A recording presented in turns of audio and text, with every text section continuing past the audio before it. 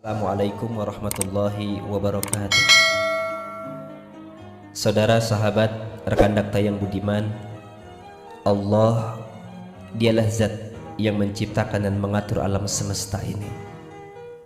Kekuasaannya tidak terbatas, kekuatannya tidak dapat diukur, keluasan ilmunya tidak dapat diketahui, dan kebesarannya tidak dapat ditandingi oleh siapapun. Karena itu keagungan dan kebesaran hanyalah milik Allah. Sedangkan kita manusia, betapapun hebat dan unggulnya, betapapun kaya dan cerdasnya, kita hanyalah salah satu dari makhluk di antara berjuta-juta makhluk Allah yang sangat membutuhkan pertolongan dan perlindungan darinya.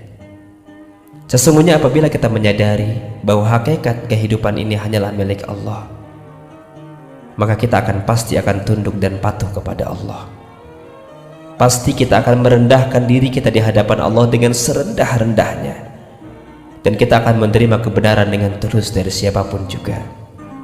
Sebab pada hakikatnya kebenaran itu datangnya dari Allah Subhanahu wa Ta'ala. Allah dalam surah Al-Baqarah ayat 147 berfirman, kebenaran itu adalah dari Tuhanmu. Sebab itu janganlah sekali-kali kamu termasuk orang-orang yang ragu.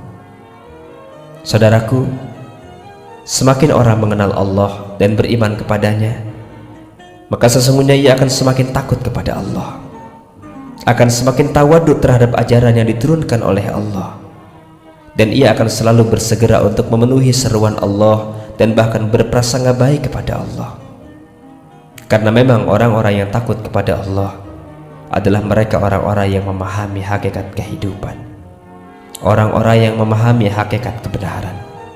Siapakah dia? Dia adalah para ulama, orang-orang yang berilmu. Sesungguhnya yang takut kepada Allah di antara hamba-hambanya hanyalah ulama. Saudaraku yang budiman, Allah Subhanahu wa Ta'ala memuji orang-orang yang mengetahui dan meyakini kebesarannya. Allah Subhanahu wa Ta'ala senantiasa memiliki keinginan untuk meninggikan derajat untuk orang-orang yang selalu memahami ilmunya. Dan orang-orang yang memahami ilmunya Allah, maka mereka akan memahami tentang hakikat kehidupan, dari mana dia berasal, untuk apa ia diciptakan, mau kemana dia dihidupkan.